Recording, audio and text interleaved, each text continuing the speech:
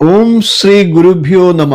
പ്രിയപ്പെട്ട പ്രേക്ഷകരെ, ഇന്നത്തെ ഋഷിപ്രോക്തത്തിലെ അതിപ്രധാനപ്പെട്ട ഒരു വീഡിയോയിലേക്ക് ഏവർക്കും ഹൃദ്യമായ സ്വാഗതം. നക്ഷത്രങ്ങളും ഗ്രഹങ്ങളും ചിലപ്പോൾ നിശബ്ദമായി മുന്നറിയിപ്പ് നൽകുന്നു. ചരിത്രം മാറുന്ന നിമിഷങ്ങൾക്ക് മുമ്പ് ആകാശം ചില രഹസ്യങ്ങൾ കാട്ടാറുണ്ട്.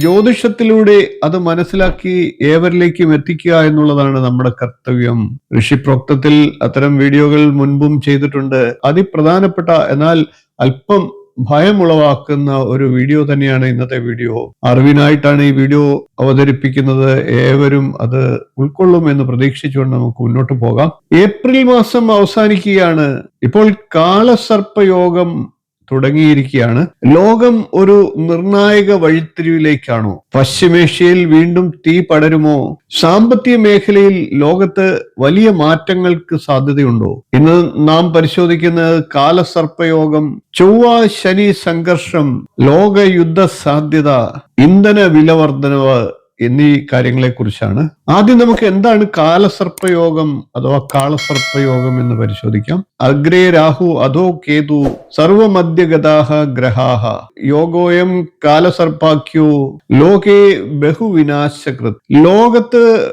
അനേകം തരത്തിലുള്ള വിനാശങ്ങൾ ഉണ്ടാകുമെന്നാണ് ഈ ശ്ലോകത്തിൽ പ്രതിപാദിച്ചിരിക്കുന്നത്. രാഹുവും കേതുവും അതിനിടയിലായിട്ട് ഒരു വശത്ത് രാശിചക്രത്തിൽ അഥവാ കാലചക്രത്തിൽ ഗ്രഹങ്ങളെല്ലാം നിലനിൽക്കുന്ന സമയത്തിനാണ് കാലസർപ്പയോഗം രൂപപ്പെടുന്നത്. അത് ചന്ദ്രൻ മാത്രം ഒരു വശത്ത് നിന്നാലും കാലസർപ്പയോഗം ഉണ്ടാകുമെന്ന് ചില ആചാര്യന്മാർ പറയുന്നുണ്ട്. അങ്ങനെ വരുമ്പോൾ ഏതാനും മാസങ്ങളോളം ഈ കാലസർപ്പയോഗം തുടരും. ആ രീതിയിൽ ചിന്തിക്കുമ്പോൾ 2026 ഏപ്രിൽ 13 കാലസർപ്പയോഗം ആരംഭിച്ചു. 2026 ജൂലൈ 11 വരെ അത് തുടരുന്നതാണ്. അതായത് രാഹുകേതുക്കളുടെ ഒരു വശത്ത് എല്ലാ ഗ്രഹങ്ങളുടെ ഒരു കാലസർപ്പയോഗ ക്രമീകരണം ഇപ്പോൾ നടന്നുകൊണ്ടിരിക്കുന്നു. അതിന്റെ അനുഭവങ്ങളായിട്ട് എന്തൊക്കെ കാര്യങ്ങൾ ഉണ്ടാകാം? കാലസർപ്പയോഗം നടക്കുന്ന സമയങ്ങളിൽ ജനിക്കുന്ന കുട്ടികൾ അല്ലെങ്കിൽ വ്യക്തികൾക്കും ജീവിതത്തിൽ ഉയർച്ച താഴ്ചകൾ ഉണ്ടാകാം. ഇപ്പോൾ കാലസർപ്പയോഗം നടക്കുന്ന സമയത്തുണ്ടാകുന്ന പ്രതികൂല അനുഭവങ്ങൾ എന്തൊക്കെയാണ് എന്ന് പരിശോധിക്കാം. ഭരണകൂടങ്ങളിൽ തെറ്റായ തീരുമാനങ്ങൾ, രാഷ്ട്രീയ സംഘർഷങ്ങൾ, പ്രകൃതി ദുരന്ത ഭീഷണി, സാമ്പത്തികമായിട്ടുള്ള ആശങ്കകൾ, ജനങ്ങളിൽ ഭയം എന്നിവയൊക്കെ സാധാരണയിൽ അധികം ഉയരാൻ സാധ്യതയുണ്ട്. ചൊവ്വയും ശനിയും ഇപ്പോൾ നേർക്കുനേർ യുദ്ധം ചെയ്യുകയാണ് എന്ന് പറയാം. മംഗളോ ഭൗമപുത്രശ്ച യുദ്ധകാരക ഉച്യത്തെ ശനീന സഹ സംയോഗേ ദുഃഖം യുദ്ധം ച ജായത്തെ. ചൊവ്വ എന്നത് അഗ്നിഗ്രഹമാണ്.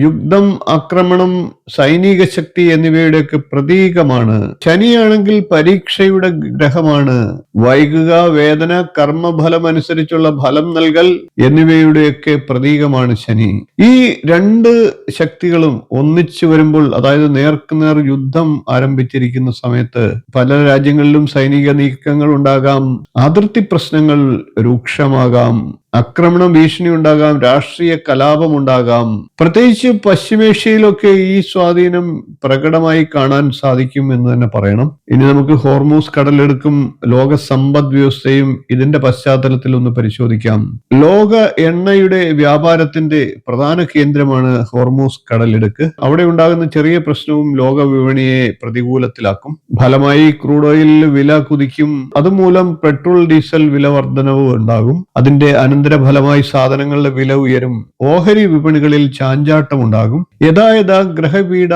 ഭവേത് ഭൂമണ്ഡലേ നൃണാം തഥാ ധാന്യം ച വർത്തിം ച കമ്പതേനാത്ര സംശയ. ഗ്രഹങ്ങൾ കലഹിക്കുമ്പോൾ ഭൂമിയിൽ അതുമൂലം ധനവും ധാന്യവും കമ്പിക്കുമെന്നാണ്, അതായത് നടുങ്ങുമെന്ന് പറയാം.